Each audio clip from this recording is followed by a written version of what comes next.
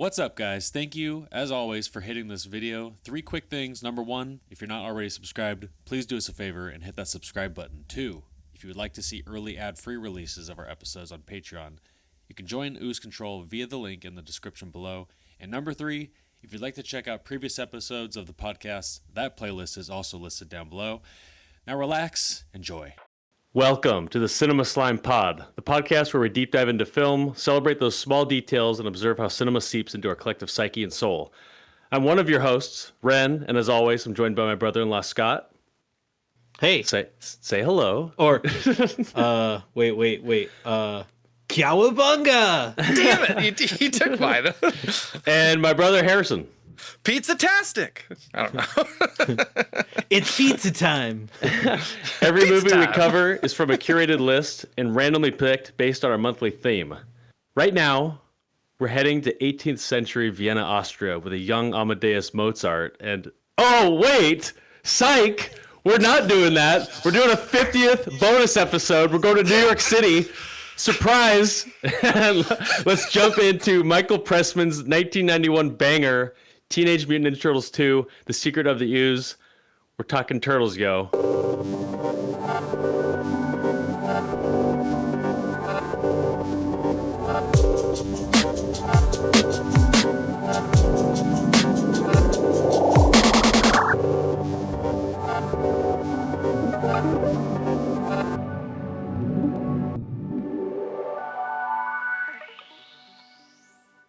Are you guys excited? Yes. Did I I'm spoil so it? Happy. Did I spoil it with my cowabunga? Did I ruin it? Did I ruin your intro? So I didn't think you would say a quote from the movie. But no, you didn't ruin it. That's so fun. Well, the audience will just be confused. Like, wait, Cowabunga, is that Simpsons or Teenage Mutant Ninja Turtles? I don't know I'm not sure which one it's going to be. Yeah. Also, when you started saying Amadeus, I was like, crap, did I watch the wrong movie? Good. Little heart panic right there. Oh my gosh, Yeah. oh my gosh. I had it. It was real. That's how I felt when we got on to do the episode for Dunkirk. I was like, dude, this lottery is going to be awesome. And you guys were like, wait, we're talking about the whole movie. Oh yeah, It all I remember worked out. that. Yeah. I forgot about So that. good. Oh my gosh. I did not forget about that. Wait, Scott, what movie did you watch? I want to know. Like, when do you ever watch movies unless it's Cinema Slime related? I don't. But I went and watched Project Hail Mary in theaters. Oh. Congrats. I know you were so excited to see it and you were stressed you weren't going to see it for a long time. So I'm glad you got to. Yeah. Dude. All right. Was it everything you dreamed of? Oh, I'm not talking about it. I'm just. What? No, I'm kidding. Come on. No, I really enjoyed it. I mean, the book was better, but both were really good. Like, if you watch the movie is like silly and good, and like it captures the spirit of the book really well. It simplifies a ton, even though it's a 2.5 hour long movie. It just has to, because it's like a full length book, you know? Yeah. And in general, like, they captured the main 2 characters really well. And like, you just feel their friendship super strong. And I think I pretty much agree with pretty much every change they made. They dropped a whole lot of the science crunchiness out of the movie and just kind of implied it. It's, you know, the same author that wrote The Martian. And I feel like Matt Damon's movie version of The Martian was more grounded in like the science part of the book. But this was way more like them just being silly, and Ryan Gosling was just kind of an idiot on purpose. That's his character throughout the movie. So anyway, I highly recommend it. If you're gonna choose which order you're gonna watch them in, I would say read the book first. Really? Because That won't happen, but that's a good recommendation.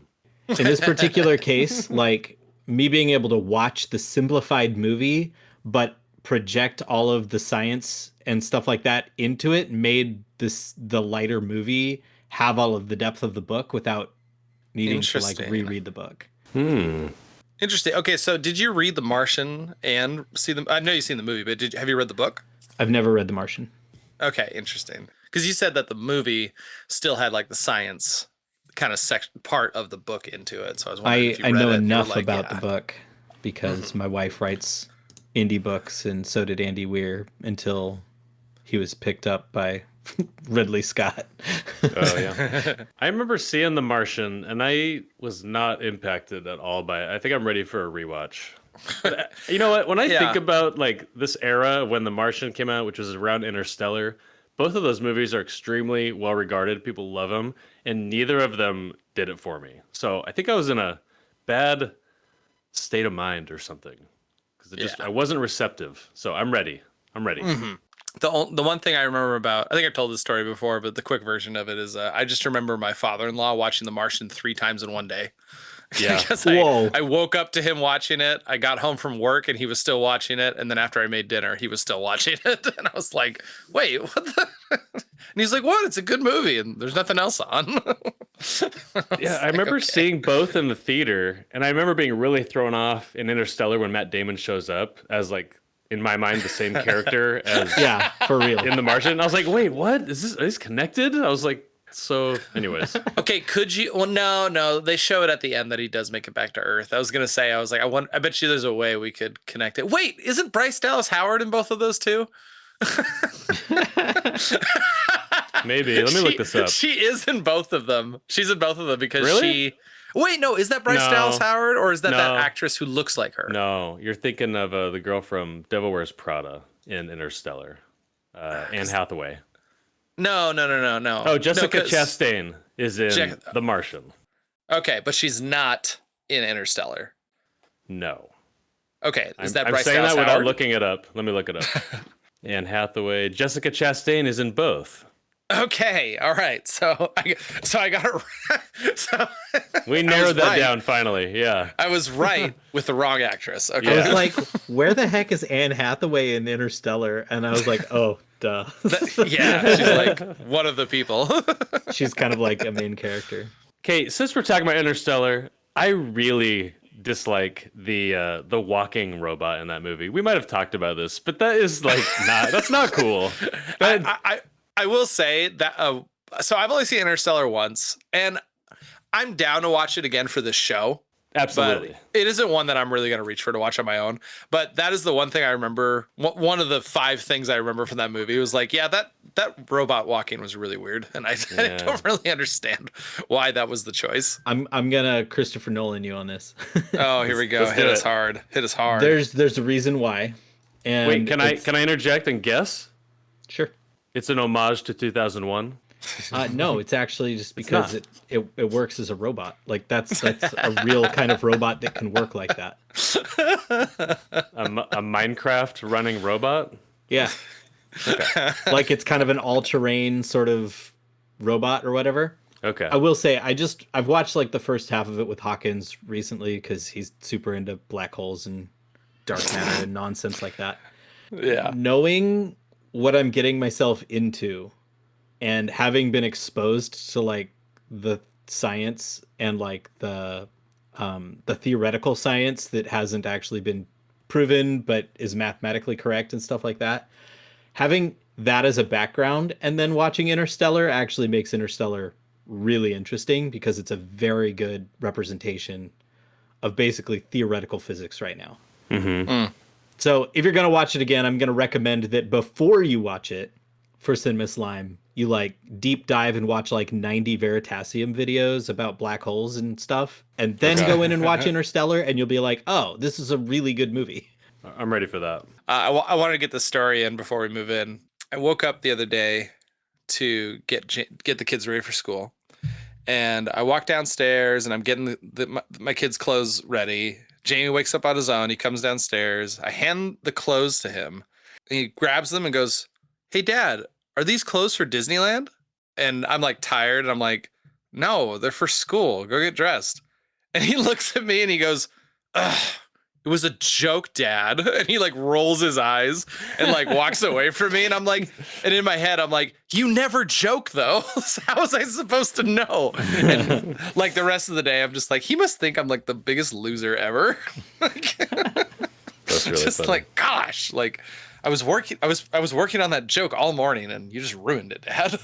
So I have a quick story I want to share too, and it's Cinema Slime related. Okay. I made a friend. So I'm at the skate park, and there's this dude, and he's got this crazy longboard with these trucks that, all trucks go left and right, but this one spins full 360 to help you simulate like a surfboard. So he's carving, and it looks just like insane. And then I hear him over talking to someone about how he surfs. I was like, I've seen Point Break. I feel like I can kind of talk to this guy about this. And he takes a break, and he's super cool. And he's like 6'4", and he's just like this giant dude, and he surfs, I guess. And I was like, hey, so this might make me sound like a total fucking dork, but have you ever seen the movie Point Break? And he was like, Utah, give me 2. And I was like, yes, dude. He's like, dude, I love that movie. I was like, I'm 38. I just saw it for the first time. I want to try surfing. I love that movie. And he was like, dude, have you seen Big Wednesday with Gary Busey in it? And I was like, dude, I was just talking about this. Like, it's so funny. So we're homies now, and Point Break is even better now. It just keeps, there's layers to it. I love it. So Point Break is the great unifier across. You just made a America. 90s friend. Yeah, I did. That's all it Probably takes. the same honestly. age. Man, okay, that just brought back a memory of we moved into the Chris courthouse, and I was really into Yu-Gi-Oh at the time. Oh, yeah. And I just remember I was sorting my cards and everything, and Mom comes up to me and says, "Hey, I met one of our neighbors. She has 2 boys around your age, and they like to play Yu-Gi-Oh." And I was like, "Oh, where do they live?" And they're like, "Yeah, it's that White House at the top." And I was like, "Okay." So I just got up, walked over to their house, knocked on the door. My soon-to-be my friend Michael opened the door, and he's like, "Hi, what's your name?" And I'm like, "My name's Harrison. I play Yu-Gi-Oh." And he's like, "I like Yu-Gi-Oh." And I was like, "Okay, do you?" Wow. I was like, "Do you want to so play?" awesome. I was like, "Do you want to play?" And he's like, "Yeah, come on in." And I just walked in there, and me, Michael, and Chris Dusik all sat down and played Yu-Gi-Oh. And it was just one of the. I think back to that. I'm like, that's the most simple thing in the world. I just knocked on their door, and it's like, "Hey, we like the same thing. Let's be friends." Yeah, that's awesome. I should just walk around the neighborhood and knock on every door and be like, "Hey, I like to talk about philosophy and watch movies. Do you like to do that?" No. Okay, bye. Okay, bye. I'll go find someone who's cooler than you. That's been happening more and more to me. We were at a family event. I play video games. Yeah. We were at a family event up in Hood River, and I talked movies with my cousin for like 3 hours. It was really fun. There you One go. other thing, really funny, and then let's jump into this amazing movie. But we were getting sushi the other night, and we drove by this trading card, like business, weird, shady looking place. And this huge mural was on the window, and it was like, Digimon, card events here or something. And Cash is like, what the heck is Digimon? That sounds like a ripoff of Pokemon. And I was And like, you just slapped him. yeah, no, I was like, we don't have time for this. Like, I don't have time to explain this.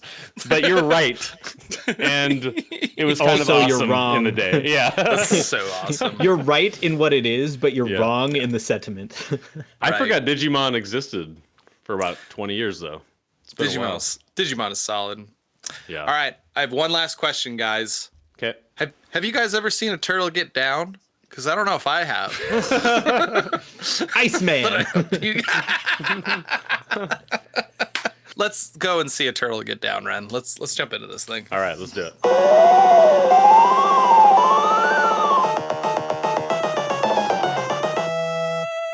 Rising from the wreckage of a garbage truck compactor, a scarred and vengeful shredder resurfaces to reclaim the Foot Clan and finish his vendetta against the Turtles. While the brothers adjust to a cramped life in April and Neil's apartment, they discover that the TGRI Corporation holds the secret to the mutagen that created them, a secret the Shredder intends to weaponize. After kidnapping TGRI's lead scientist, the villain forces the creation of 2 mindless, massive mutants to systematically dismantle the Turtles. This quest for answers leads them through the underbelly of New York City, where they face earth-shattering realizations about their origins.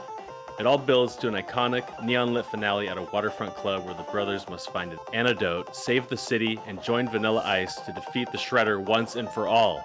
This is Michael Pressman's 1991 film, TMNT 2, The Secret of the Ooze. Why are we watching this movie, Ren?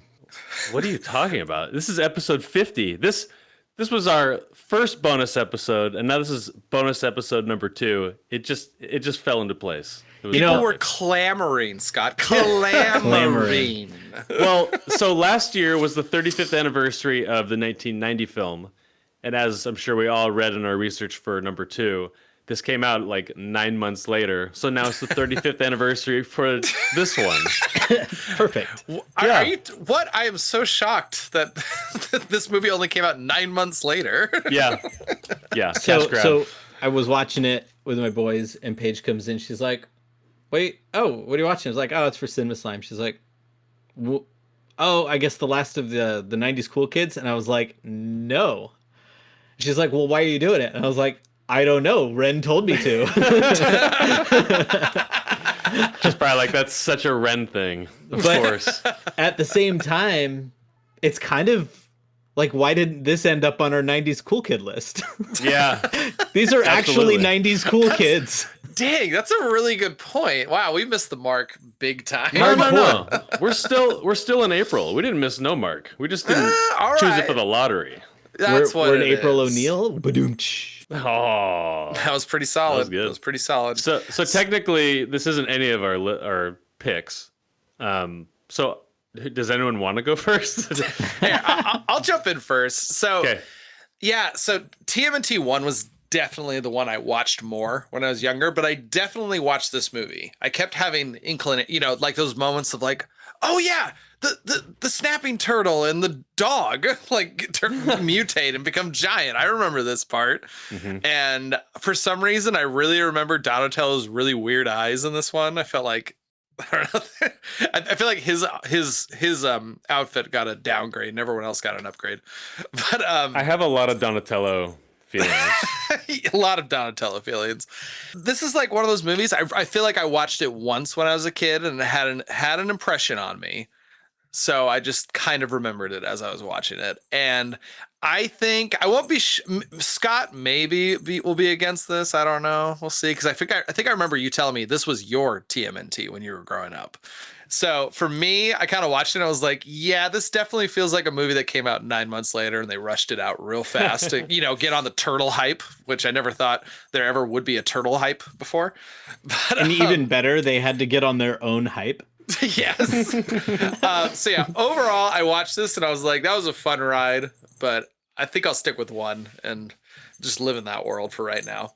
Actually, okay, here, I'm going to put this out right now. So one thing that's was really weird about watching this movie, I'm watching it and I think all 3 of us naturally were comparing it to TMNT 1. So in that aspect, I was like, man, this is a big downgrade from the first movie.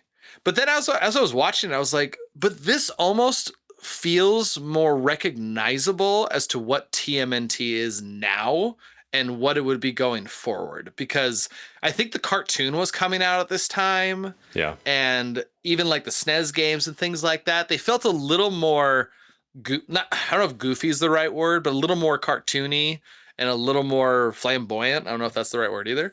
But Kid friendly. Yeah, a little more kid friendly. Yeah, that's a good way to put it. And so it was just kind of this weird, like, I was going to say sanitized. Yeah, I could see that. And so it was really weird because it's like, okay, the first one is better, but this feels like the start of a new vision as to what what TMNT is going to become. So it was, in a sense, more recognizable than the first movie. Yeah, well, the first one was, the director of that one, his vision was to make it as close to the original comic as possible, and then money gets involved, and this is like slapstick Ninja Turtles, especially compared to the first one. And I didn't dislike every choice that they made. I kind of love this movie. Like, I know that parts of it are like kind of lame, and then just going back to Donatello, but like I miss Corey Feldman's voice as Donatello. And Yeah, I got a really healthy mix of both 1 and 2 as a kid, but I never really noticed the difference between the Donatellos in particular. But he like steals, not scenes, but he steals a lot of lines in this one, and I just kind of got really, I got burnt out on him really quick. I was, the 1990 Donatello, I like that one a lot more. Well, it's just tough because in the first one, I think I commented it on the episode, was I felt like Donatello didn't have a very strong character in the first one, and I feel like they put a lot of more focus on Donatello in this one, which I did appreciate, but for some reason in the first one it felt a little more balanced, and this one felt very Donatello forward, a little bit of Raphael, a little bit of Michelangelo, and almost no Leonardo. Like Leonardo wasn't even recognizable really to me in this one. I was like, It feels like he's just there, you know? Yeah, I think there's a lot of feedback. I remember doing research for the first movie, and it's hard to do research on TMNT 1 without the comparison and doing research on the second movie at the same time. But I remember coming across that it was like really on purpose to give each turtle a distinct like purpose in TMNT 2. And then they also introduced Kino. I'm not really sure why this character exists in this movie, but I mean, I like him, but I don't know why he's here. I know why. The main thing that I saw was he's actually the stunt actor for Donatello in the first one. I think that's what it was. He was the guy I think he was one of the guys in the suits, and they just liked him so much that they basically were like, hey, we need another character. We want to sanitize this and get rid of Casey Jones and bring in Kino as sort of the Casey Jones character, like the other, human who's helping out the turtles. Guys. Interesting. Chemo is us. Chemo is the personification of the Ninja Turtles. He shows us how we can be more of a turtle. We could be him, guys. Implant yourself. What's the difference? Yeah, he kicks ass. He's small. He's unassuming. He knows karate. And only those who know both are fighting right now. Yeah. I just want to say something. His name's Ernie Reyes Jr. Kind of underrated performance. I mean, like he was probably one of the better actors in the whole film. There's a few stunts that he does that are like at the very end when he jumps on the stage, he does like this full on front flip. I rewound that like 3 times because I don't know how he did it. But he didn't bother me at all. Are you guys saying you didn't really like his character, or you just didn't know why he was there? Or I like his character, though I think that he gets a little too much in like the finale of the movie. Yeah. But I mean, okay, so I'm just going to say my piece.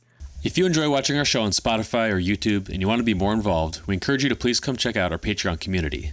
Not only does our Patreon community get every episode you see on YouTube early, fully uncut, uncensored, and ad-free, but we're also doing Patreon-exclusive episodes, as well as Q&As, video clips, and access to our entire film catalog. It's a lot of fun and a nice way to say thanks for the cost of a cup of coffee every month. Now, back to the show. I think that this movie is awesome. I love it. I like it more than the first one, but that is totally subjective. Yeah. The first movie, having watched these for Cinema Slime with my crotchety old man critical lens, the first movie is deeper, more indie, more raw, closer to the comics, but not very close to the comics. Definitely more in the spirit of what the original Ninja Turtles were supposed to be. This movie is way funnier. I think the fights in general are way better. The pacing and the plot is better, but it's so sanitized that it's just basically kind of like, let's roll with it. I don't like April O'Neil in this one at all. She's hot. I don't. Paige Turco is hot. She's hot, yeah. But yeah, I agree. But I just had to say that. She's so boring. Yeah. I think that Splinter is better in this movie than in the first one as a character. I think that Shredder is ridiculous in this one. The only reason he's got any life to do anything is revenge. And it's kind of like, why is this movie occurring is basically what I thought about throughout the whole second movie. Other than just like, we got to have the Ninja Turtles doing things. Yeah, right. The formation of like the new Foot Clan and like their purpose and stuff like that. Like none of it stands up to scrutiny at all. Whereas the first one, it's like pretty solid of a script. This finale is like just as bad as the finale in the first movie, but for the complete opposite reason. The first one, it was like, let's have a really slow fight and then it kind of ends. And then this movie was like, let's just have Vanilla Ice and they party. And it's like, wait, the movie ended. Okay. Well, and the Shredder kills himself. Oh, yeah. Like, what the... Whoa. The Let Super Shredder kills Super himself. Shredder. It's Let's a get Super that right. Shredder, so we could sell the Super Shredder toys. Yep. So anyway, I just dropped everything. Like, I like this movie more because I saw it more. I've only seen the first one like twice, and I didn't see it until I was a grown man and married Paige. So Okay. Yeah. so Harrison, I'm basically like the exact opposite of you. Like, it's just But I will throw out that if a 4-year-old's opinion matters, the Which it first does. movie did not make him laugh nearly as much as this one did. Yeah. He just laughed and jumped and like did cartwheels and jumped on his head like the entire movie for this one. And it was the first one, he was kind of like, there were funny parts, but it was like an actually decent story in the first one.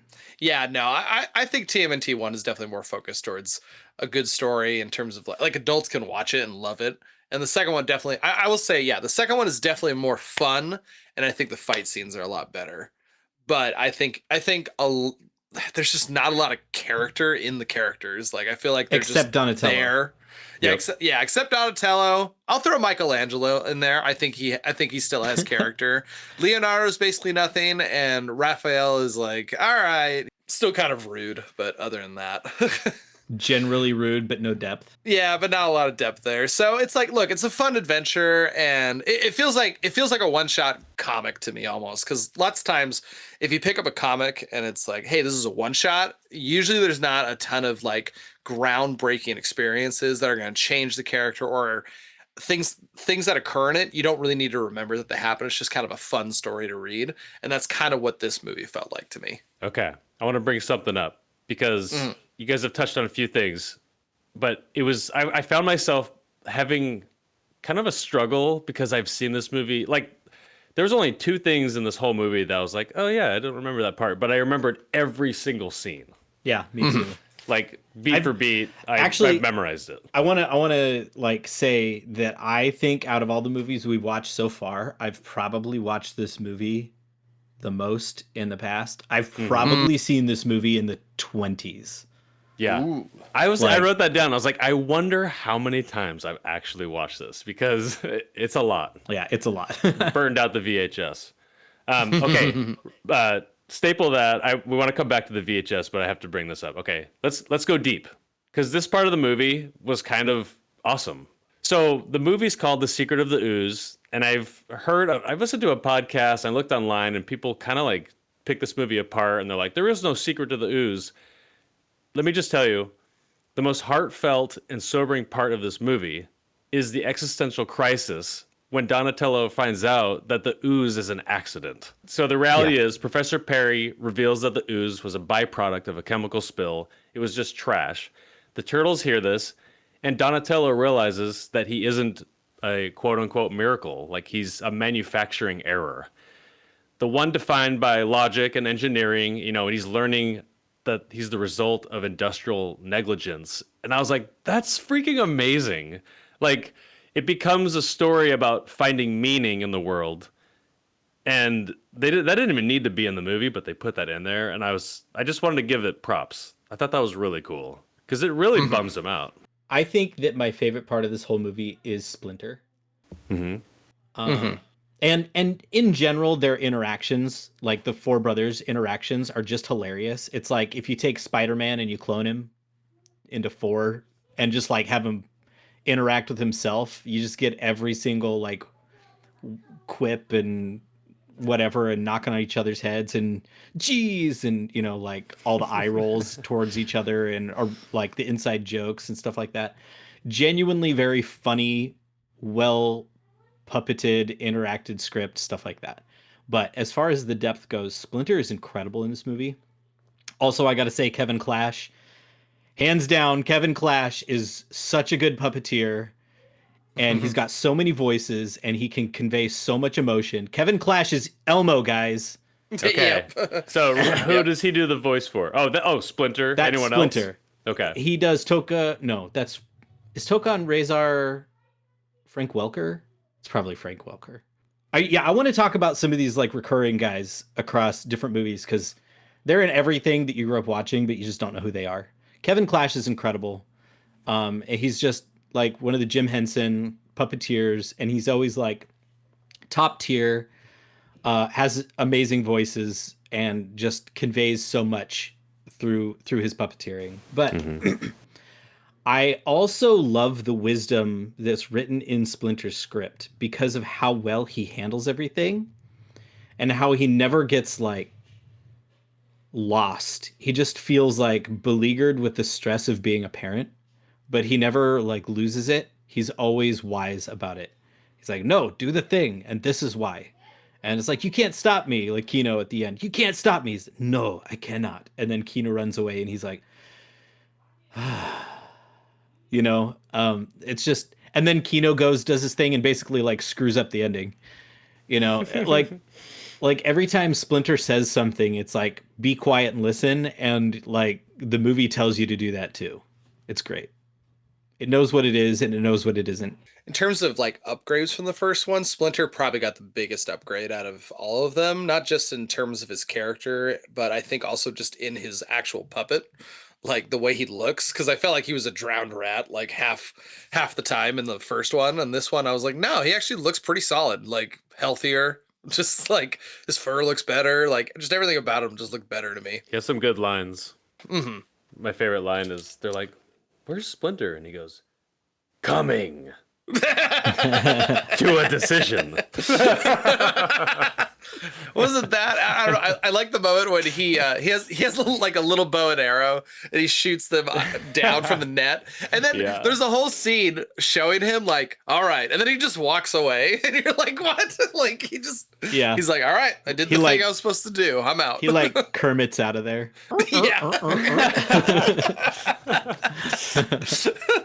Going back to that existential like crisis of who you are and what you mean and stuff like that.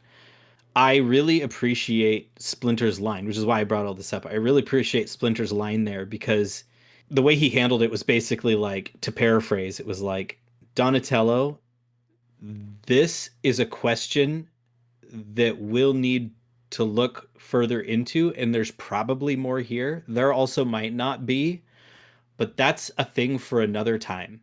Right now, we need to save our friends. And it was like, I totally hear you.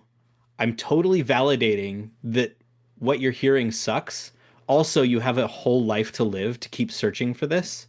Let's do what we need to do right now because we're noble people, basically. Mm-hmm. The wise sage. The ninja way. Mm-hmm. Yeah, that's good stuff. Like, after watching this, I feel like this movie actually did a really good job, and this felt like a proper sequel. Like, you know, we've kind of talked about the things that are kind of sanitized about it, but it did feel like a proper sequel, like in the same vein as like a Terminator 2 or the Tron Legacy, Aliens, so on and so forth. But there are some sequels, like I just saw the Mario Galaxy movie with my boys and my wife last week. That movie did not feel like a sequel. It felt like the third or fourth addition to a movie. It was just like all this stuff, and this movie takes place, like, I'm assuming, if not, maybe like tops a week after the first one ends. I mean, it kind of has to. Shredder popping out of the exactly. It could have been the next day. Jumping out of the garbage truck. Dude, okay, I have a funny story about that line. Can I share it real quick? Please, go. So one time we're at a party. Shouldn't have been partying at this house, and I don't remember the situation. I was cloudy-headed at the moment, and wait, why were you cloudy-headed? Right? Yeah, it wasn't all there. Probably I don't know because what he was eating some pizza. Yeah, too much pizza. That's what it was. A little tired too. We were in the kitchen. One of my friends broke out that line, and like I hadn't seen the movie in 10 or 15 years, or whatever, and I laughed so hard that I fell on the ground, rolled, my knee hit the glass to their oven, shattered the glass everywhere, and it was all because he said, right in the back of a garbage truck. Ah! So Anyways, we can move on. That was the one memory I have of that line. It made me laugh so hard. I remember you telling me that story. I remember you telling me that you broke your friend's oven. I remember that's so funny. He made me laugh really hard. I will you say raffled that their oven to destruction. Yeah, I literally raffled it to death. Yeah, that scene with Shredder coming out of the garbage. Like I was like, it's so this good. Feels like so like Night of the Living Dead. Like you got all the garbage. Yeah. Apparently people threw away a lot of dry ice that week. So there's like fog just coming out of everywhere. And his hand like reaching for anything. I was just like, this is pretty awesome, actually. Like I'll give him props for this scene. And I do love that. So he gets out of there, shows up and is like, his right hand man is there, like trying to like keep the foot together and trying to get new recruits and everything. Tatsu. And I love that the first thing Shredder does is he comes in, he's like, I'm alive. And then the next scene is him like sharpening the blades on his helmet. And he's like, all right, I need to sharpen these up because I need to look way more badass for Shredder 2.0 here. Also, the balls on that one guy in the Foot Clan, he's like, his face. Yes. They probably killed him right after that, but it's sanitized. They didn't show that scene. Yeah. The other guy just looked at him and went, yeah, exactly. Okay. This movie, I quote, probably more than any other movie in existence. That's impressive. The number of, I live in Oregon and there's this little weed that grows out of the ground all the time. And I always look at it and go, dandelions. Just every time. Like 100%. Like every dandelion I see, hundreds of them. I just say, dandelion. That's so funny. I made another funny all the time. So, Scott, do you have fond memories of all the trailers before the movie on the VHS? Do you remember that at all? We never had any like legit VHSs. We just recorded everything off TV. Oh, nice. Okay. So I don't really remember any trailers. Okay, I remember two. One of them was Suburban Commando with Hulk Hogan and Christopher Lloyd. It just looked god awful, horrid. And then there was another one about it's one of the guys in An American Werewolf in London. The one who dies and he comes back to like haunt him. Uh-huh. Let me look up his name. But he's in it and it's like a divorce movie. And one of the main stars is one of the sisters in Home Alone. Apparently it's really bad. And they actually changed the title of it later. So the trailer, it doesn't have that same title anymore. So I had a hard time looking it up. But those were just like iconic. Oh, and there was like a Domino's pizza commercial where the kid hits the baseball and it goes so high up in the sky that it like disappears. And then the kid puts his glove up and he catches it. It's like a ripoff of Sandlot. If anyone else remembers, comment below, but I remember those vividly. That's funny. I'm trying to look. I think the character from American Werewolf, his name was Jack. It's like Dungy or Griffin Dune. Yes, Griffin Dune. Go shout him out. Yeah, I'm just looking through his filmography. He was in My Girl. That's crazy. Yeah, anyways. So my introduction to hacking was also this movie. Thank you, Donatello. Oh, the meme. Yes, there's so many memes of that scene. I love it. And I will often sit and when I'm programming and I'm watching the terminal just like log stuff go by, I'll just sit and go, disposed. It just like runs through my head. Or you'll do that hand motion. He like clickety clack, and then he does like one. He like hits reaches, one button. He like his left hand is on the right side of the keyboard, and he like reaches over, bloop, with the right finger and pushes on the left side of the keyboard. That lab they were in, by the way, I was like, this is the most 90s lab ever. There's a million buttons, all of them are flashing, and they're all individual buttons, and you have no idea what each button does.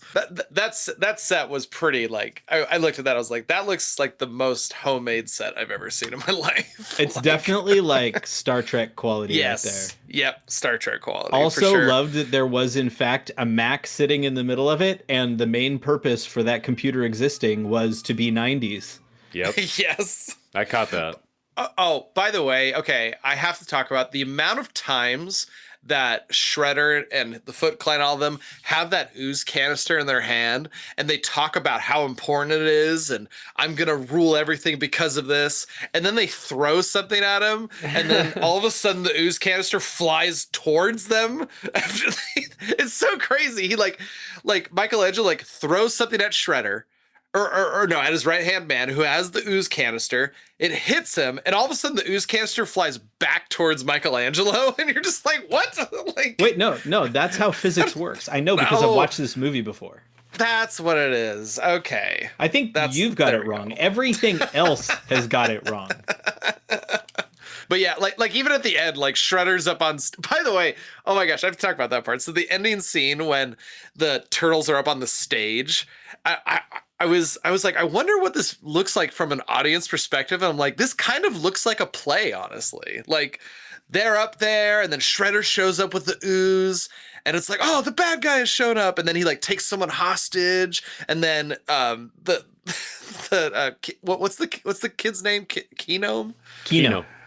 Yeah, Kino all of a sudden like runs up on stage and like kicks it out of his hand and all this stuff. And I'm like, yeah, an audience member watching this would be like, oh, this is just a really cool, high quality play. That's another thing I quote, by the way, is the manager behind the scenes that's like, whoa, call the police. And then like he comes with the phone. He's like, what are you doing? No. They like it. They like it. I say that all the time. And then the guy on the phone with the cops like, I guess they like it. And he hangs up. I think I've heard you say that, but you didn't have that gross little rat tail he had, so I didn't connect it. Oh my gosh, there was so much New York in this movie. Yeah. Even though it was filmed in North Carolina. Really? Yeah. Interesting. On set. Okay. Like all the sets are in North Carolina. So I've been searching my whole life for this New York pizza that the movie opens up with. It's like that super stretchy pizza. That pizza, every time this movie starts, I'm just so hungry. Yeah.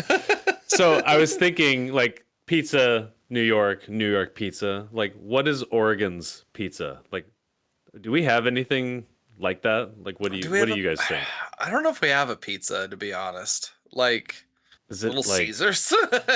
No, not Caesars. Not really. No, you know honestly. what I mean. Like, we're not known for like a food. That's kind of sad. Maybe ice cream.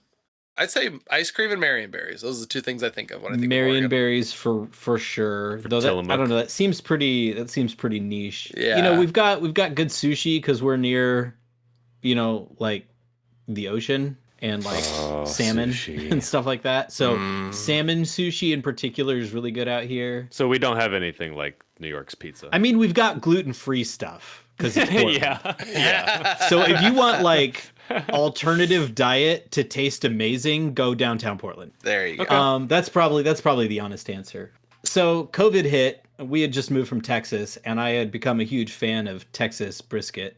And me and Paige brisket like went all over the place for the next several years trying to find good barbecue in Oregon, and I have not found anything as good as Texas. Yeah. But we went to this place in Silverton once. They had like smoked brisket, and like all of their other food was good except the brisket. And we ordered it, and I was like, cool, what kind of like barbecue do you guys do here? And that's just like a thing you ask. Is it Louisiana barbecue? Is it Texas barbecue? You know, stuff like that. Just kind of set your expectations so you're not like, what am I eating? And the guy looked at me like super grumpy, and he's like, I don't know, like Oregon barbecue? And I was like, oh, okay, sorry, man. And then I ate it, and I was like, oh, so like not good barbecue. All right. All right. You put your heart and soul into this, except you didn't do it right. That's all. It's just objectively bad. I wanted to ask you guys, what did you guys think of Toka and Razor? I was just going to bring this up. Mama! That's another thing I quote all the time. Mama! I don't think I registered that those aren't Bebop and Rocksteady till like recently. Like, I think in my mind, I mean, they're ripoffs of them, but like in my mind, I got them mixed up. It's kind of funny. I heard it was because the owner or the creators, they were like, nah, we don't like Bebop and Rocksteady. They were like, "Don't do it," but then they made up these other characters, which apparently ended up landing on the cartoon show, and there's a few different renditions of them since. But dude, no, I think it's wait, which one is it? Is it the wolf one? Razor. That's Razor. Yeah, man, just that his face kind of freaked me out, honestly, and I think I remember it freaking me out as a kid. Just that really, really big mouth, and like he's like slobbering more. Yeah, and it's just like, oh, like. Did you guys catch any of that CO2 triggered like science corner thing? Honestly, this watch through was the first time I ever paid attention to that. Yeah, same. I was like, oh, they explained that. That's funny. He's like, I thought they were just doing that. Yeah, they were exposed to carbon dioxide. So when they shoved the fire extinguisher in their throat, it like delayed their devolving because they ate the donuts or something. No, it's supposed to reactivate the antidote to. Anyway, it's no. Okay, wait here. I got it because they ate the donut. They were burping, and that's what was causing their delay. So they needed to stop that from occurring by putting CO2 in there so that they would stop burping. Therefore, the stuff they ate would start devolving. That is what you call a Deus Ex Machina. That is plot convenience for arbitrary reasons. Yeah. That means nothing was not introduced earlier, and it was like, how do we pad out this climax so that it has anything other than vanilla ice? Well, when I was a kid too, I mean, is it the turtle? He like crushes it. So in my mind, he never even ate the donut. But I guess he does eat one. I don't know. They both eat one of them, and then they find out, like, wait, there's something in here, and then Shredder's like, attack them. Oh, I'm gonna drop my favorite line. You guys ready? Yeah. Hey, those animals are pushing over all the telephone poles. What do we do if they come over here? Tell them to get their own cab. Yes. The salty Jewish couple. By the way, I love how Shredder's plan is like minor property damage. Like that's his whole plan. He's like, I want to kill the turtles, so I'm gonna set loose these two monsters I created to push over a light pole, and if they don't show up, I'm gonna do it again tomorrow. It's like, okay, what about all the people? That line delivery was something else. But yeah, I was like, this is Shredder's like big comeback tour. Like, well, I guess it doesn't go very right. I love, oh my gosh, I think my favorite scene in this whole movie is when they release them out of their like prison after they mutated, and they're all like, "Mama," and then Shredder runs out and he just goes, "Babies, they're babies." He's just like so pissed off. Plot twist. Paige quotes that all the time because we've had babies in the house for 7 years now, just perpetually some form of baby. And so when they're doing things, she'll like point to them, babies. They're babies. And I was finally like watching it with Hawkins, and I was like, now do you know why mom says that? And he's like, I've never heard mom say that. I was like, whatever. She says it all the time. I will say, I remember as a kid, I felt bad when Razor gets stuck, when he gets stuck in the sewer pipe. Like, he like tries to jump down, and his legs are dangling, and he's like, ah, ah. I just remember being like, oh, someone help him out. He's stuck. You guys are mean. Let's see. Other lines I quote. Yeah, a little too Raph. No, okay. Just saying, a little too whatever. Like to repeat I do that all the time. I've actually made people mad at me. They look at me, they're like, stop. That line legitimately got a laugh out of me. Like just like a little too Raph. I was like, that's pretty funny. Freaking Mikey. Do that one.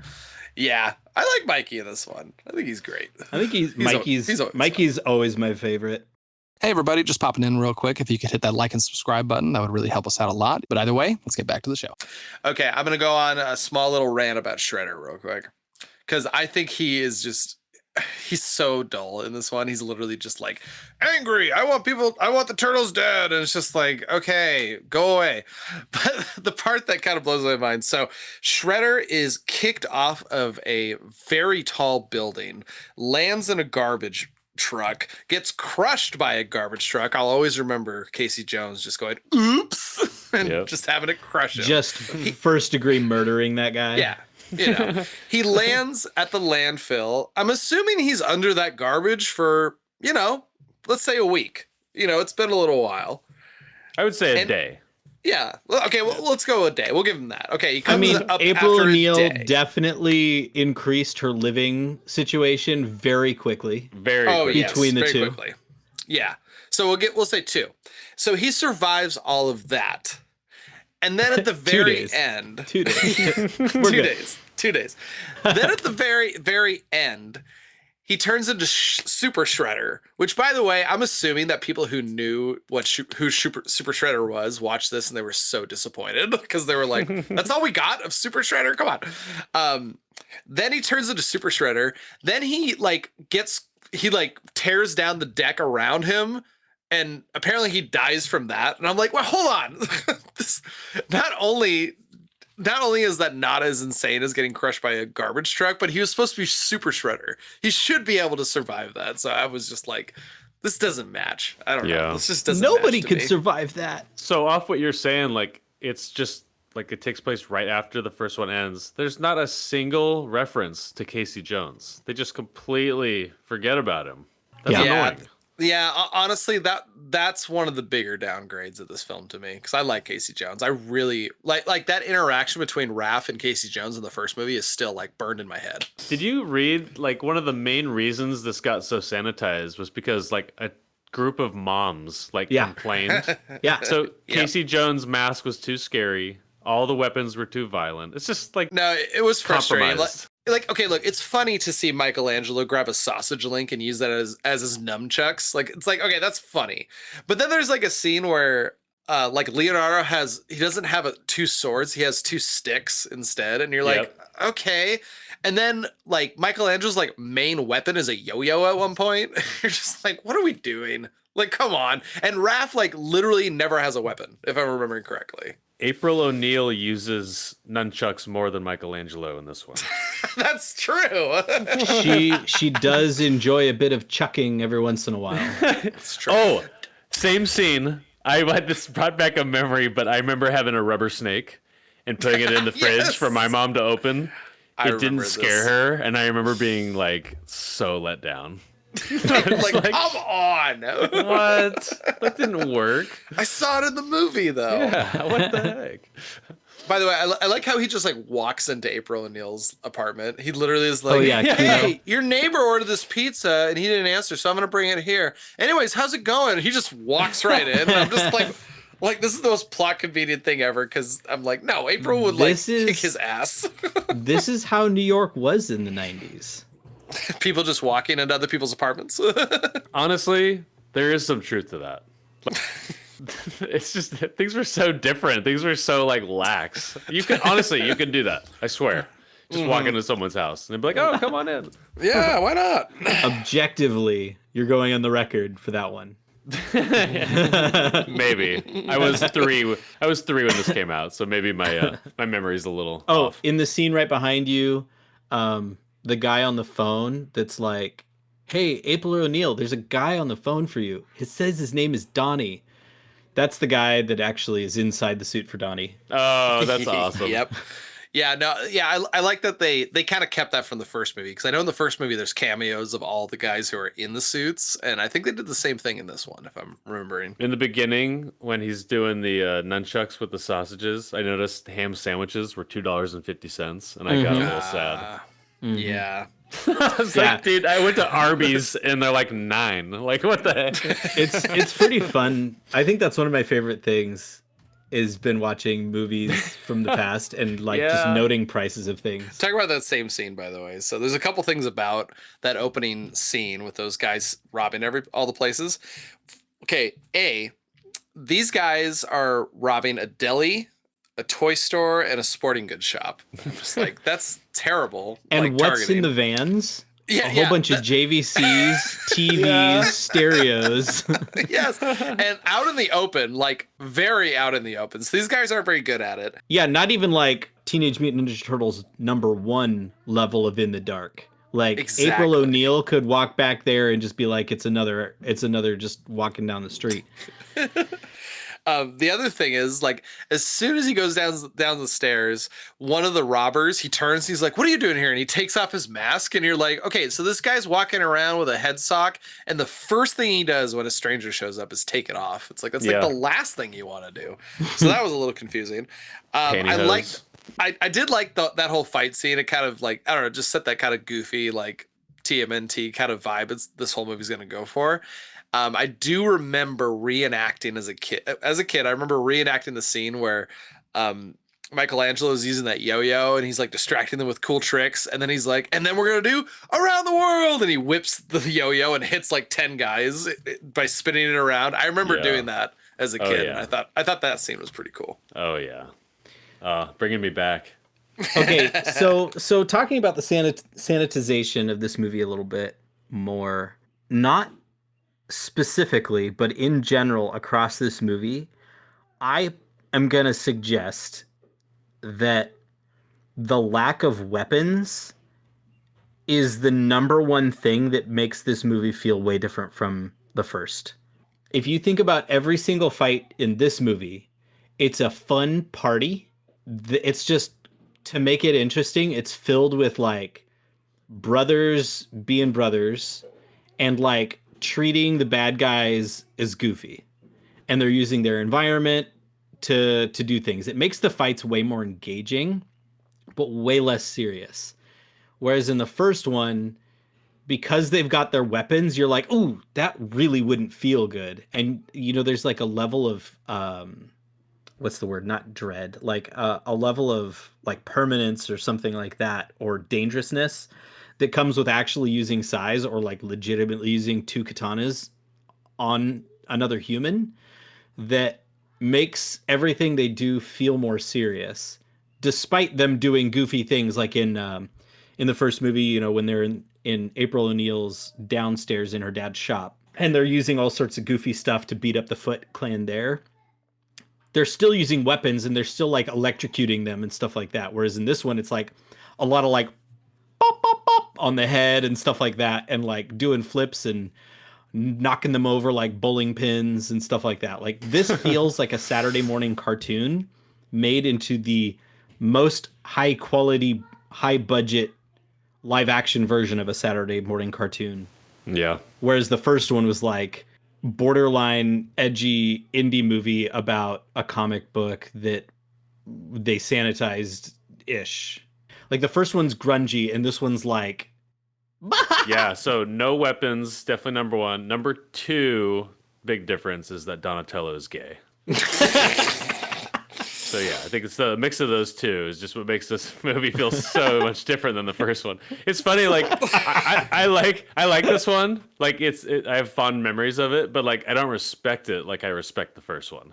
The first one's just like really cool. I want to call attention again to, we talked about this in the first one as well, but how athletic the turtles are. Yeah. In their bulky suits. They just like hop around like it's nothing. They jump off tall stuff all the time. They're doing flips and everything. Like, they're legitimately like really, really, really talented actors and gymnasts and martial artists. And not once do I feel like what they're wearing is bulky. Absolutely. Never. You're right. Yeah, no, I agree. I think actually, like, I think they were kind of flexing that in this movie. There's so many scenes where Splinter's like, all right, you know, go do 10 backflips. And they just show them doing backflips like over and over in the background. And I'm like, I feel like they're just flexing the fact that they can do that now and that these suits are just better than they were in the first one. So there's some really cool kick action going on in the dance club at the end too. Like the speed of the way he's like kicks so fast. I took notice of that. I was like, damn, pretty good. The finale. Oh wait, I have one more line that I say a lot. I just totally cut you off and interrupted you like a total jerk. I love it. I'll take it from you any day, man. Okay, another line I've said my whole life. Napkins? What for? And then she throws them all over the place after complaining about the house being too dirty. Yeah. But yeah, no, let's talk about this finale because, look, I know Vanilla Ice just really wanted to get on camera, but for some reason I was watching this and I'm like, this kind of works. I don't care what anyone says. I kind of like this. I think it's hilarious. And like his dance moves up there, like the thrusting of his crotch and his arms moving up and down. I just like what he commits. He commits. Yeah. And his improv skills for that song are pretty impressive considering he didn't know that a bunch of turtles were going to come into his club. Also note that his entire song is basically one verse and one chorus, like repeated. Yeah. If you read the lyrics, it's not very inspired. Have you ever seen a turtle get down? I don't. The whole set piece from we're going to invite you to this cage match with Toka and Razor inside an abandoned, emphasis on abandoned construction site. Mm-hmm. Except the Power Rangers were there too, probably with their head lasers or whatever. Yeah. And then he gets like kicked through a door, and suddenly there's a rave. It's like right there. Like no one heard that. Right next door. Yep. Like it's just literally through a wooden door. It's right there, and there's like 200 people in this party. I mean, it's a bopping party right there. And then it's true. And then they throw Shredder out the window. And you know what happens when they go out the window? They're on the pier. It's like right there. It's they're just right there in the bay. So it's all in like a L shape. That's like their whole path. I don't know. There. I was like, I don't think I should think about this too hard. Too much. Because this doesn't work. Hold on, I have to correct you on one thing, Scott. That's very, very important. You said that the turtles threw Shredder out the window. They did not. Oh no, that's right. What they did was they turned up the volume on the speakers so loud, and then they used a keyboard. No, not a keyboard, a keytar. Oh, a guitar. They hit a guitar so loud that it flew out the window, and I'm just like, this is insane. This is hilarious. And why can that speaker go that loud? That's what I want to know. And also stolen from Back to the Future. Yeah. Don't forget. Don't forget. Back to the Future did it first in 1985. There was one line in the movie that I never got till this watch, but it's like right before Michelangelo's about to jump in the sewer, I think. And he starts like impersonating the lines Humphrey from Bogart. From Casablanca. He's like, maybe not today, maybe not tomorrow. And I was like, wow, I never knew what he was saying right there. So you've watched Casablanca now? Yeah, since then. Okay, yes. it's a good one. It's amazing. That'll be on the list eventually. Yeah, we'll get to it. I did make a note that when the movie started, I was like, dang, the music still slaps. And then then nothing else kind of came up until the very end. And I was like, okay, the beginning of the beginning of the movie had some cool music, but then it just kind of died out from there, unfortunately. So I just want to go on record that we're starting to build up enough movies across genres and stuff like that we can start being like, oh, they pulled that from that movie. Oh, they pulled that from that movie. And we've like actually watched them. If we ever do a Quentin Tarantino deep dive, I feel like the first 3 movies should be movies that he references in the 4th movie that we absolutely. watch. Absolutely. So then the 4th movie, you're like, oh. Yeah. And see someone like not rip off, but pay homage to earlier films out of like pure love and pure respect in the way that only Tarantino can. Oh, I love that feeling. When you identify the sample, it's magic. Yeah. Like there it is. Love it. I also wanted to note that I like that I think it's April. She says something like, oh yeah, the secret organization, the Foot. And then I think it's like Raph or something. He's like, oh yeah, I heard on the street they're recruiting. And you're like, that's not very good for a secret organization for everyone to know. Yeah. Like, hey everyone, we're putting out flyers. We're recruiting. Like, come and join us. Join the team. And also, I loved like the final training thing was like, oh, you need to remove these bells from this dummy without making a noise. And Impossible. then you watch that, and then I think like, wait a minute, so that means everyone who's in the Foot organization has achieved this, and yet they fight like that against the turtles. It just Yeah, it makes doesn't me really laugh. line up, does it? Doesn't really line up all that well. Stop thinking about Just this doesn't. movie.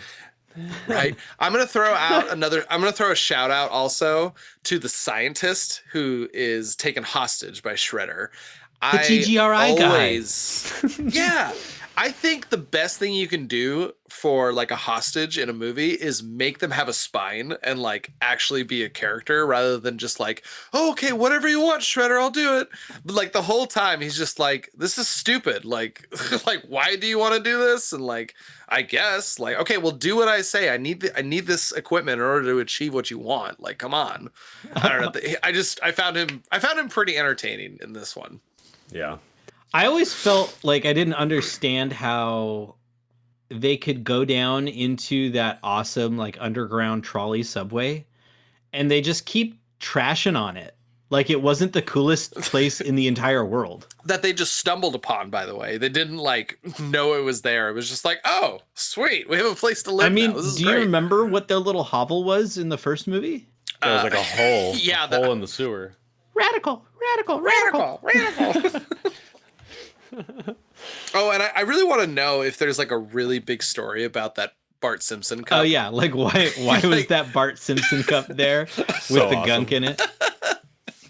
I thought it was so cool. I remember that moment too when he puts the like sludge stuff in there, and then he like basically like it was one of those things that's like I'm watching it and I'm like, this feels like product placement, but I don't know if it is. But I have a product funny. placement story. So when they're like trying to make the anti-mutagen thing for Toka and Razor, remember that like pink, it looks like Pepto-Bismol? Mm-hmm. I remember Yes. being like, I'm ready to have Pepto-Bismol, Mom. Like, I was like, I'm down. It's gonna Like, I've never mutate wanted me. it before, but I think I want to try this now. It's my gateway drug. Mom, I'm like 9. I'm ready for this now. Like, let's do some Pepto. No, I was I'm ready 3. to have my stomach acid suppressed, Mom. Yeah. I actually do remember the first time I took Pepto. I was like, that's not that bad, No, actually. it's Liquid bubblegum. It's perfect. Yeah, it was just bubble And I gummy. feel good. Yeah. And drunk. Now the TGRI guy, he's the bad guy in Tron, right? That's a really good question. I won't be I don't shocked, think it but I'm is. Googling right now. Professor Jordan. David Warner. That's probably him. He is in Tron. Okay. Then yes, he's the bad guy in Tron. What? Oh, the first Tron. Ed- Oh, Yeah. Gotcha. Ed, man. Ed Dillinger. He's in Tron Ares. He's I think they used his voice once. He's in Titanic. Oh my god, he's the guy who like tries to like off Leonardo DiCaprio. He's like the bad guy's henchman guy, like his bodyguard. Oh my god, I forgot about that. Hey, spoilers.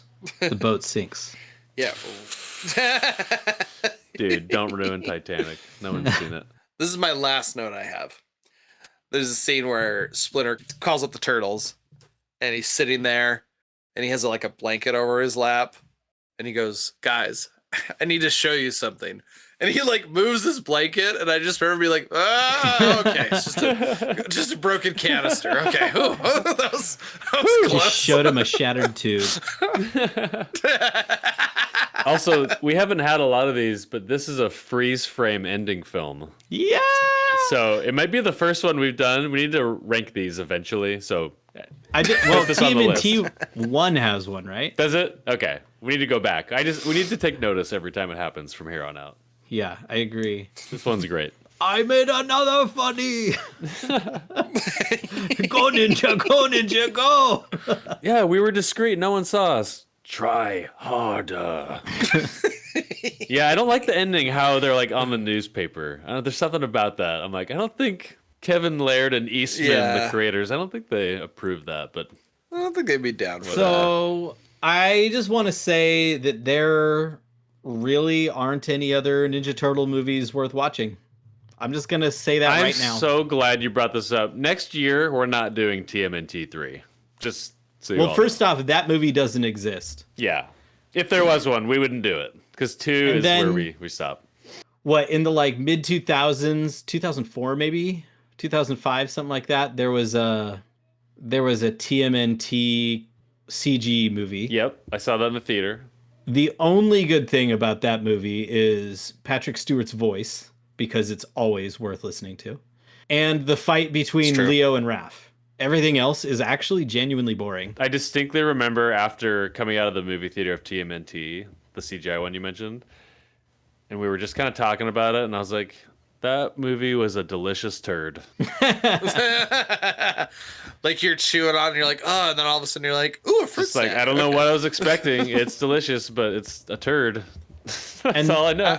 By the way, And then the live action ones with the CG turtles in it, those are like Michael Bay movies, right? I don't know what. Yeah, I don't know if those exist. I there don't is a know what you're Michael Bay talking about. I've never seen them. They just look Don't. like giant pickles to me. Dude. And Yeah, they're no, they apparently changed- they aliens changed, or like, the something, and I origin just of don't like. I just don't like that they did live action Transformers to my turtles. You know what? Thinking Yeah. about this, because of those movies, I think that led to like when Sonic came out and people like did not like the way he looked. They listened to the audience. Michael Bay should have freaking listened to the audience because I'm never gonna watch those movies. In fact, I've seen parts of them because the boys had it playing, and I was just like, nah. This is this is like evil. It felt evil to me. So dumb. And then there's the new one, the Monster Mayhem ones. I mean, they're Those are worth great. watching. Those are great. I'm telling you, they're good. I'm down for those. They're not as good as these. Yeah. But I don't like April at all. I don't care what anybody says about inclusivity or anything like that. She's a you're crappy right. character. But the way the turtles interact, that's awesome. Oh, I love that part. Yeah. They're like actually teenagers. They're like 13. Totally awesome. Yeah. They're young teens. And It's I love the art hilarious. style, but they're just not as good as these. Speaking about sequels, the sequel of Turtle Mayhem, the second, I don't know what it's called. That one felt kind of like this Mario Galaxy point I had. It was just like it didn't feel like a proper sequel. But anyways, we could talk about that movie maybe one other day when we cover it. I'm just gonna put it out there for all you TMNT 3 fans. I'll be voicing your. I'll be the one to represent you All right. because I'm totally down All to right, watch it. I'm ready. I'm ready for the censor button. That's all, folks. Then you see an image of me getting shoved into a closet. I got it.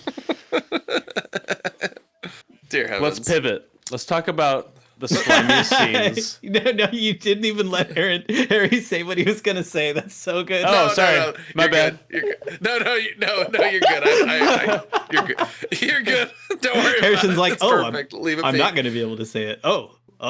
Wait, were you on a keep were going. you on a Ninja Keep- Turtles 3 rant? Sorry, didn't mean to cut you off. I'm being silent, so it's okay. No. Let's go.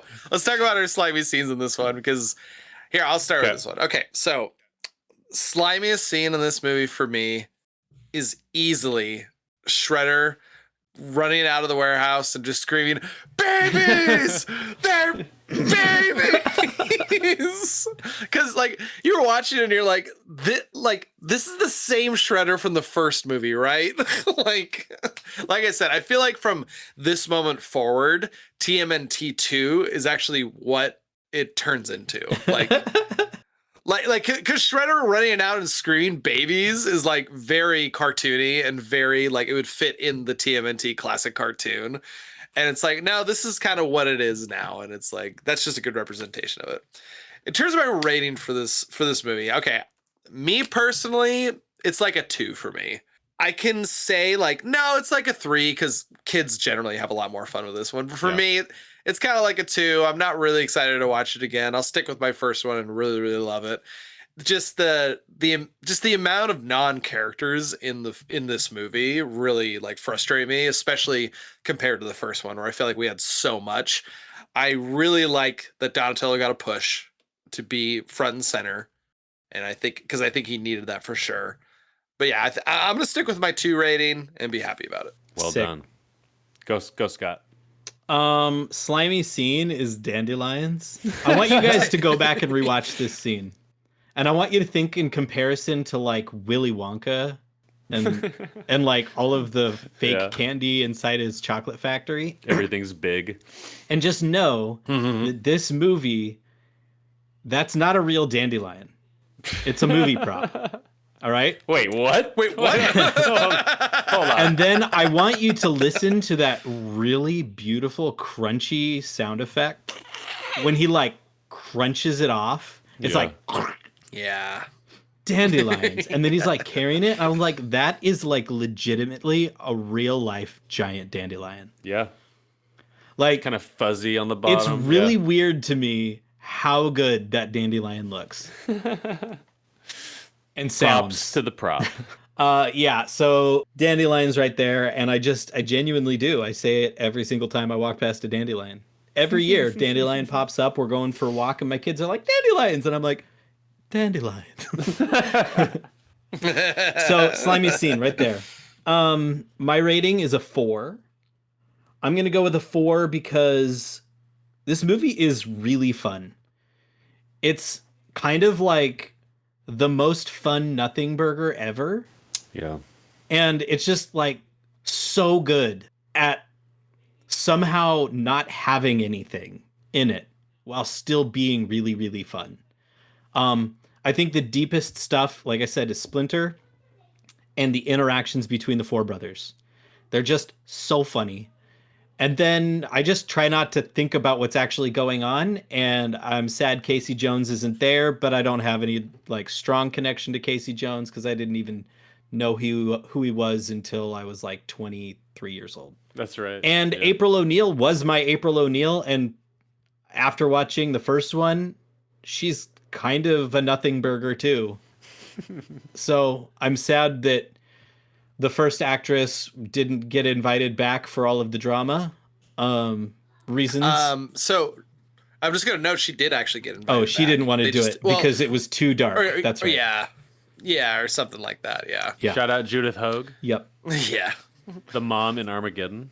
Dude, I literally was about to say that. Yeah.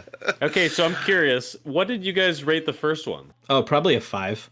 I think I rated a 4.5 or a 5. I'll have to double check, but I know it was quite high. I still love it. So here, I just want to interject really quick in this one. So I think your rating on this movie really depends if it was your first TMNT movie or not. Yeah. Like compared to the first and the second one, I feel like they're very different takes. And I think the only reason my rating is low is because the first one was my first one. And I'm comparing it that way. But I think if you watched, because Scott, I think I remember this was your first one, right? Yeah, for sure.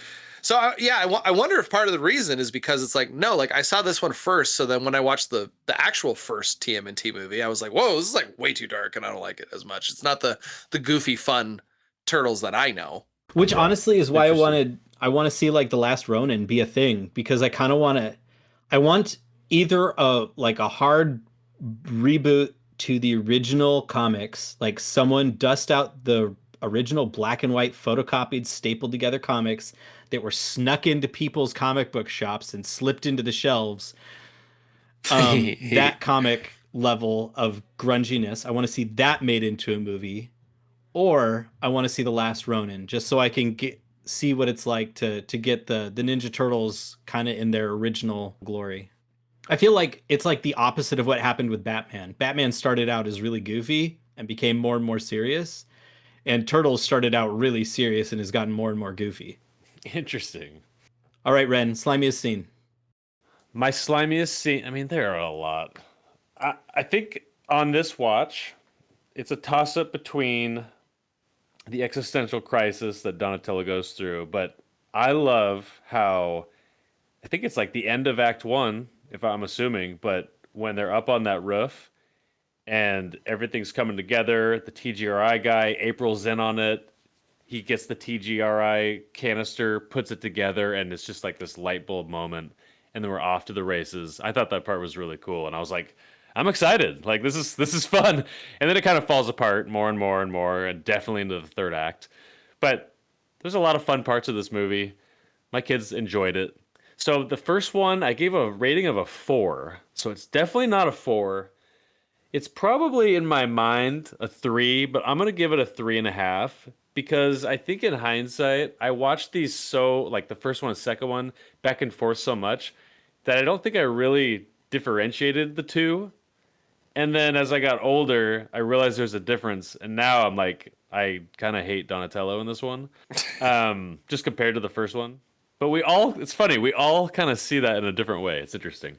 So I'm going to go with a 3.5, just slightly below the first one. And it's totally biased. I totally understand that. But Question. great. Right behind Fun you, movie. there's the scene with the cage match in the construction site going on. Why does this scene not feel as campy as Power Rangers? There's a weird vibe. Like I just don't understand about movies that some things work and some things don't, and there's so many factors that I'm learning about over this past year as we're getting closer to the end of this first year of recording, and just really thinking about movies and how they're made and the actors and like just the huge production that each movie is. It's amazing how even really crappy movies still have amazing stories, and I have respect for them for the craft side of things, and just recognizing that if I tried, I wouldn't be at all close to what this movie is. So anyway, yeah, it's an interesting thought. Yeah. So who did it better, Michael Pressman or whoever the heck directed the Mighty Morphin Power Ranger movie? They're different. They're different movies. Yeah. So they're different. I think Power Rangers is better than TMNT. Absolutely. Absolutely. Yeah, it's better. It's like definitively It's definitely better. This is nostalgic. There's a difference. But they're both nostalgic. But yeah. Mighty Morphin Power Rangers is just true to what it is. Just like you talked about the Scott when we watched it, you were just like, no, this is a 5 out of 5. It's a perfect film because they knew exactly what they were and they did it.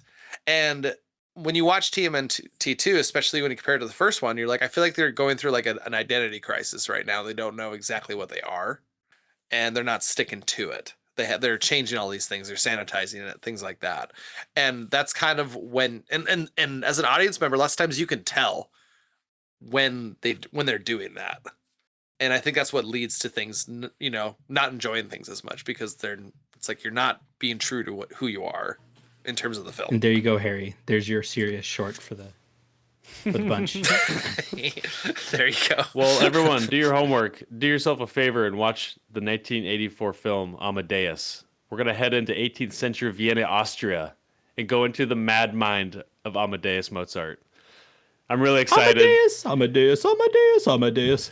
Harrison has never seen it, and I am excited to get his reaction. I've never seen it. I barely know what it's about. Good. Don't watch the trailer. It's probably about Amadeus. Yeah. Maybe. Probably. It's about music and there's a director in it. That's what I know, basically. But what a contrast between that and TMNT 2, by the way. That's a wrap on another episode of Cinema Slime. Be sure to watch the next film before next Wednesday. We had a blast and hope you enjoyed it. This episode was a production by your hosts, Harrison Jensen, Ren Jensen, and Scott Shepard. This is a group effort, and seriously, thank you. Thank you for listening and watching us, however you found us. We really appreciate it. Help us grow by leaving a comment, a 5-star review, subscribe, and share an episode with another cinema lover. Also, let's connect. Find us on Discord and Letterboxd for film discussions, reviews, and recommendations. Also, check us out on social media. We're always posting clips, film rabbit holes we're going down, and interesting stuff. And you can also show your support by using Buy Me a Coffee, and we'll give you a shout out if you'd like. All links can be found in the episode notes. Goodbye.